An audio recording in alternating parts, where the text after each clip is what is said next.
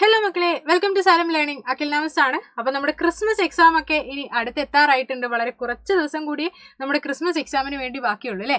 നമുക്കാണെങ്കിൽ +1 എക്കണോമിക്സിൽ ഒരുപാട് ചാപ്റ്റേഴ്സ് ഈ വരുന്ന ക്രിസ്മസ് എക്സാമിന് പഠിച്ചു തീർക്കാനായിട്ടുണ്ട്. അതായത് 12 ചാപ്റ്റേഴ്സ് ആണ് നമുക്ക് പഠിക്കാനുള്ളത്. അപ്പോൾ അതിൽ തന്നെ ഒരുപാട് മക്കൾക്ക് കൺഫ്യൂഷൻ ഉണ്ട്. ഇതിലിപ്പോൾ ഏത് ചാപ്റ്ററിനാണ് നമ്മൾ കൂടുതൽ ഇമ്പോർട്ടൻസ് കൊടുക്കേണ്ടത്, ഏത് ചാപ്റ്ററിൽ നിന്നാണ് കൂടുതൽ ചോദ്യങ്ങൾ വരുന്നത്, വെയിറ്റേജ് ഏതിനാണ് കൂടുതലുള്ളത്, അങ്ങനെയുള്ള ഒരുപാട് സംശയങ്ങൾ ഒരുപാട് മക്കൾക്കുണ്ട്. അപ്പോൾ മിസ് ഇന്നത്തെ വീഡിയോയിൽ ഡിസ്കസ് ചെയ്യാൻ വേണ്ടി പോകുന്നത് ഏത് ചാപ്റ്റേഴ്സിൽ നിന്നൊക്കെയാണ് എസ്എ ചോദ്യങ്ങൾ വരുന്നത്, ഓരോ ചാപ്റ്ററിന് എത്ര മാർക്കിന്റെ ചോദ്യങ്ങളാണ് വരാൻ സാധ്യതയുള്ളത് തുടങ്ങിയിട്ടുള്ള കാര്യങ്ങളാണ്.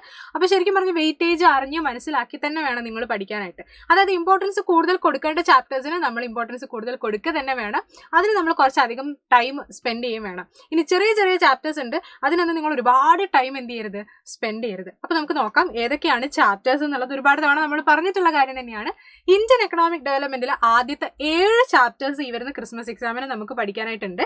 അതായത് Indian economy on the eve of independence, Indian economy 1950 to 1990, പിന്നെ നമ്മുടെ LPG, poverty, human capital, rural development, employment. ഇനി സ്റ്റാറ്റിസ്റ്റിക്സ് ഫോർ എക്കണോമിക്സിലേക്ക് നോക്കുകയാണെങ്കിൽ ആദ്യത്തെ 5 ചാപ്റ്റേഴ്സ് ആണ് നമുക്ക് പഠിക്കാനായിട്ടുള്ളത്.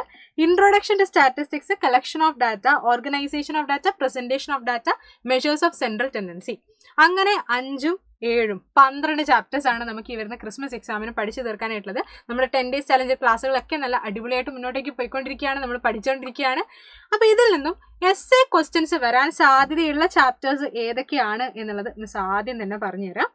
ഒന്ന് നമ്മുടെ ഈ ലിബറലൈസേഷൻ, പ്രൈവറ്റൈസേഷൻ, ഗ്ലോബലൈസേഷൻ, LPG, പിന്നെ പോവേർട്ടി. ഇന്ത്യൻ എക്കണോമിയിൽ നിന്നും ഈ 2 ചാപ്റ്റേഴ്സിൽ നിന്നുമായിരിക്കും നിങ്ങൾക്ക് ഏറ്റവും കൂടുതൽ എസ്എ വരാനുള്ള സാധ്യതയുള്ളത്. അത് ഏതൊക്കെയാണ് ക്വസ്റ്റ്യൻസ് എന്നുള്ളതൊക്കെ നമ്മൾ ഇനി വരുന്ന ക്ലാസ്സുകളിൽ, ഇനി വരുന്ന വീഡിയോസിലൊക്കെ ആയിട്ട് നമ്മൾ ഡിസ്കസ് ചെയ്യും.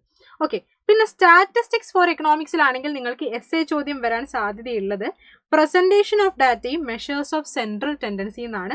അതുകൊണ്ട് മെഷേഴ്സ് ഓഫ് സെൻട്രൽ ടെൻഡൻസിന് ഒന്നും കൂടെ റൗണ്ട് ചെയ്യാണ്, കാരണം അതിൽ നിന്നും 8 മാർക്കിന്റെ ഒരു ഷുവർ ക്വസ്റ്റ്യൻ വരും എന്നുള്ളത് ഉറപ്പാണ്. അത് ഇതിനു മുൻപേ നമ്മുടെ വീഡിയോസിൽ ഡിസ്കസ് ചെയ്തിട്ടുണ്ട്. ഇനി ബാക്കിയുള്ള ചാപ്റ്റേഴ്സിന്റെ കാര്യം നമ്മൾ നോക്കുകയാണെങ്കിൽ Indian economy on the eve of ഇൻഡിപെൻഡൻസിൽ നിന്ന് ഒരു 4 മാർക്കിന് വരെയൊക്കെയുള്ള ചോദ്യങ്ങൾ നിങ്ങൾ എക്സ്പെക്ട് ചെയ്യണം.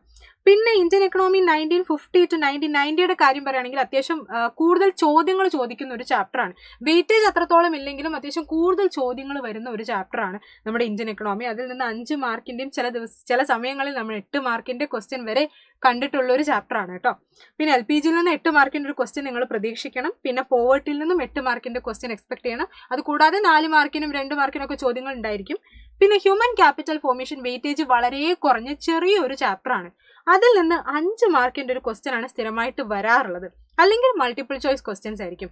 5 മാർക്കിന്റെ ക്വസ്റ്റ്യൻ ഏതാണെന്ന് കൂടി വേണമെങ്കിൽ നമുക്ക് പറയാം, സോഴ്സസ് ഓഫ് ഹ്യൂമൻ ക്യാപിറ്റൽ ആയിരിക്കും. ഓക്കെ. അപ്പോൾ അതൊന്ന് പഠിച്ചു വെച്ചേക്ക്. ആ ചാപ്റ്ററിൽ ആകെ നിങ്ങൾ അത് മാത്രമാണ് പഠിക്കേണ്ടത്. പിന്നെ എഡ്യൂക്കേഷൻ സെക്ടറിനെയും ഹെൽത്ത് സെക്ടറിനെയും കൺട്രോൾ ചെയ്യുന്ന ആ റെഗുലേറ്ററി ബോഡീസ് ഏതൊക്കെയാണെന്നുള്ളതും അത്രയേ ഉള്ളൂ ആ ചാപ്റ്ററിൽ. പിന്നെ റൂറൽ ഡെവലപ്മെന്റിനെ കുറിച്ച് പറയുകയാണെങ്കിൽ 5 മാർക്കിന്റെ ഒരു മസ്റ്റ് ക്വസ്റ്റ്യൻ വരുന്ന ഒരു ചാപ്റ്ററാണ്. ഒരുപാട് കാര്യങ്ങൾ നമുക്ക് പഠിക്കാനുള്ള ഒരു ചാപ്റ്ററും കൂടിയാണ് റൂറൽ ഡെവലപ്മെന്റ്. 5 മാർക്കിന്റെ സ്ഥിരമായിട്ടുള്ള ക്വസ്റ്റ്യൻസ് വരാറുണ്ട്, അപ്പോൾ അത് ശ്രദ്ധിക്കുക. പിന്നെ എംപ്ലോയ്മെന്റിൽ നിന്നും ഒരു 4 മാർക്കിന് വരെ വളരെ കുറച്ച് കാര്യങ്ങൾ മാത്രം പഠിക്കാനുള്ള ചെറിയൊരു ചാപ്റ്ററാണ് എംപ്ലോയ്മെന്റ് എന്ന് പറയുന്നത്. അപ്പോൾ അത്ര ഇമ്പോർട്ടൻസ് കൊടുക്കുക. പിന്നെ നമ്മൾ സ്റ്റാറ്റിന്റെ ഭാഗത്തേക്ക് വരികയാണെങ്കിൽ ഇൻട്രൊഡക്ഷൻ ടു സ്റ്റാറ്റി പറഞ്ഞതുപോലെ തന്നെ വളരെ ചെറിയൊരു ചാപ്റ്ററാണ്. 3 മാർക്കിനൊക്കെയുള്ള സ്ഥിരമായിട്ടുള്ള ചോദ്യങ്ങൾ അതിൽ നിന്ന് കാണാറുണ്ട്. 3 മാർക്കിന്റെ ഒരു ക്വസ്റ്റ്യൻ ഉണ്ട്, ഇമ്പോർട്ടൻസ് ഓഫ് സ്റ്റാറ്റിസ്റ്റിക്സ്. അതാണ് സ്ഥിരമായിട്ട് വരാറുള്ള ക്വസ്റ്റ്യൻ. പിന്നെ കളക്ഷൻ ഓഫ് ഡാറ്റയിൽ അത്യാവശ്യം വെയിറ്റേജ് ഉള്ള ചാപ്റ്ററാണ് കേട്ടോ. 5 മാർക്കിന്റെ വരെ ക്വസ്റ്റ്യൻസ് കാണാറുള്ള ഒരു ചാപ്റ്ററാണ്. 8 മാർക്കിനും ക്വസ്റ്റ്യൻസ് കാണാറുണ്ട്. പിന്നെ അത് ഓണം എക്സാമിന് മുന്നേ ഉള്ള ചാപ്റ്റർ ആയതുകൊണ്ട് നമ്മൾ 8 മാർക്കിന്റെ ക്വസ്റ്റ്യൻ പ്രതീക്ഷിക്കുന്നത് മെഷേഴ്സ് ഓഫ് സെൻട്രൽ ടെൻഡൻസിയിൽ നിന്നും പ്രസന്റേഷൻ ഓഫ് ഡാറ്റയിൽ നിന്നുമാണ്. പിന്നെ ഓർഗനൈസേഷൻ ഓഫ് ഡാറ്റയിൽ നിന്നും 5 മാർക്കിന് വരെയുള്ള ക്വസ്റ്റ്യൻസ് വരുന്നുണ്ട്. നമ്മുടെ ഫ്രീക്വൻസി ഡിസ്ട്രിബ്യൂഷൻ പ്രിപ്പയർ ചെയ്യാനുള്ള ക്വസ്റ്റ്യൻസ് ഒക്കെ നമുക്ക് സ്ഥിരമായിട്ട് വരുന്ന ക്വസ്റ്റ്യൻസ് ആണ് കേട്ടോ 5 മാർക്കിനൊക്കെ. പിന്നെ പ്രസന്റേഷൻ ഓഫ് ഡാറ്റയിൽ നിന്ന് 8 മാർക്ക് അല്ലെങ്കിൽ 5 മാർക്കിനുള്ളത് ഉണ്ടാവും. മെഷേഴ്സ് ഓഫ് സെൻട്രൽ ടെൻഡൻസിയിൽ എന്തായാലും 8 മാർക്കിനുള്ള ക്വസ്റ്റ്യൻ നിങ്ങൾ പ്രതീക്ഷിക്കുക, മീൻ മീഡിയൻ മോഡ് കണ്ടുപിടിക്കാനായിട്ടുള്ള ക്വസ്റ്റ്യൻ. അപ്പോൾ നിങ്ങൾ പഠിക്കുന്ന സമയത്ത് ഈ 12 ചാപ്റ്റേഴ്സ് നമ്മൾ പഠിക്കണം. പക്ഷെ കൂടുതൽ ഇമ്പോർട്ടൻസ് കൊടുക്കേണ്ടത് മിസ്സി പറഞ്ഞതുപോലെ തന്നെ LPG, poverty, presentation of data, measures of central tendency എന്നുള്ള ചാപ്റ്റേഴ്സിന് കൂടുതൽ ഇമ്പോർട്ടൻസ് കൊടുക്കുക. അത് കഴിഞ്ഞ് നിങ്ങൾ ഇമ്പോർട്ടൻസ് കൊടുക്കേണ്ടത് ഓർഗനൈസേഷൻ ഓഫ് ഡാറ്റയ്ക്കും കളക്ഷൻ ഓഫ് ഡാറ്റയ്ക്കും, പിന്നെ നമ്മുടെ ഇന്ത്യൻ എക്കണോമി 1950 to 1990 ചാപ്റ്ററിന് റൂറൽ ഡെവലപ്മെന്റ്, പിന്നെ അത് കഴിഞ്ഞ് എംപ്ലോയ്മെന്റ്. പിന്നെ അത് കഴിഞ്ഞിട്ട് നിങ്ങൾ ഇമ്പോർട്ടൻസ് കൊടുക്കുക. അതായത് അത്ര ടൈം നിങ്ങൾ ഒരുപാട് സ്പെൻഡ് ചെയ്യേണ്ടാത്ത ചാപ്റ്റേഴ്സ് ആണ് ഈ ഫസ്റ്റ് ചാപ്റ്റർ. പിന്നെ അതുപോലെ തന്നെ ഹ്യൂമൻ ക്യാപിറ്റൽ, എംപ്ലോയ്മെന്റ്, പിന്നെ സ്റ്റാറ്റിസ്റ്റിക്സിന്റെ ഇൻട്രൊഡക്ഷൻ ചാപ്റ്റർ. എന്ന് വെച്ചിട്ട് ഇത് തീരെ പഠിക്കരുതെന്നല്ല, അതിന് ഒരുപാട് സമയം നിങ്ങൾ സ്പെൻഡ് ചെയ്യേണ്ട, കാരണം കുറച്ച് കാര്യങ്ങൾ ആ ചാപ്റ്ററിൽ നമുക്ക് പഠിക്കാനുള്ളൂ. അപ്പോൾ ഈ രീതിയിൽ നിങ്ങൾ എന്തായാലും പഠിച്ചു പോവുക. അപ്പോൾ ഇനി വരുന്ന ദിവസങ്ങളിൽ ക്രിസ്മസ് എക്സാമുമായി ബന്ധപ്പെട്ട കാര്യങ്ങളെക്കുറിച്ചൊക്കെ നമ്മൾ വീഡിയോസ് ചെയ്യുന്നുണ്ടായിരിക്കും.